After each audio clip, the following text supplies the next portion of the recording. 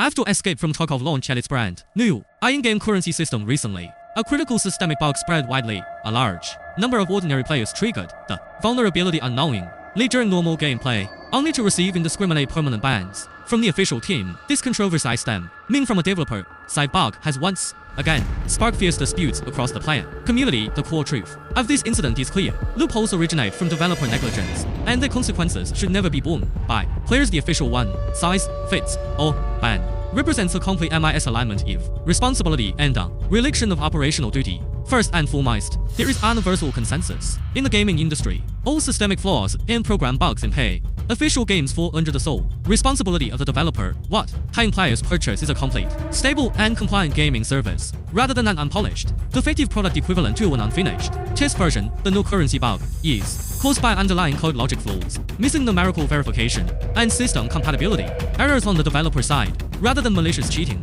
by players using external cheats, scripts, or tampering tools. All operations conducted by ordinary players are within the official in-game rules and built-in system framework. Players did not bypass client restrictions or use any prohibited third-party software and merely experience the officially updated content as intended. Players have no ability to modify game code, nor should they be held accountable for the developer's technical deficiencies. Utilizing native official system loopholes during normal gameplay has never been defined as cheating, which is universal standard across the global gaming industry and the core boundary distinguishing player behavior from developer side flaws. In contrast, the official handling of these incidents reveals blatant double standards and perfunctory governance. Idle state games hastily launch and the new currency system without adequate internal testing, comprehensive vulnerability inspection, or effective risk verification mechanisms, exposing an imperfect, bug-ridden system to all paying players. The lack of pre-release testing, sloppy version review, and absent risk prevention measures are the fundamental causes of this large-scale failure. Instead of acknowledging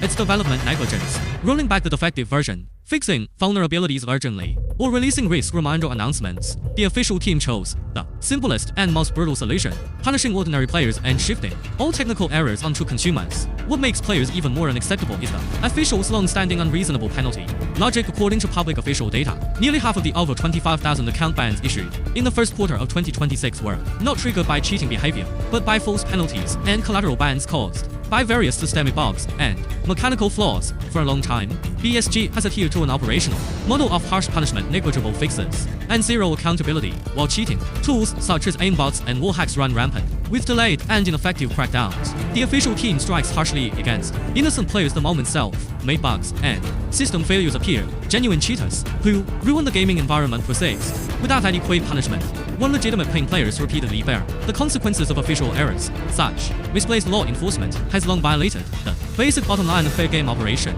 We never tolerate malicious profit-making or behaviors that damage the gaming environment, and we fully recognize the official's original intention of maintaining game balance and regulating violations. However, penalties must have clear boundaries and credible evidence, and responsibilities must be equally matched. It is reasonable and justified to punish the tiny number of malicious players who actively exploit bugs to farm massive resources, hoard supplies for profit, and repeatedly disrupt the game economic system. Nevertheless, it is utterly unfair to impose blanket permanent bans on numerous ordinary players who triggered the bug passively and unconsciously during daily matches and normal transactions without any subjective malicious intent. As long-term loyal players who have voluntarily paid to support the game, our demands have always been simple and legitimate. Developers should face up to their technical mistakes and take responsibility for their own version vulnerabilities. The official team should screen banned accounts immediately and lift permanent restrictions for innocent, ordinary players who trigger bugs passively without subjective malice. It is imperative to fix the flaws in the new currency system as soon as possible and remedy the technical defects of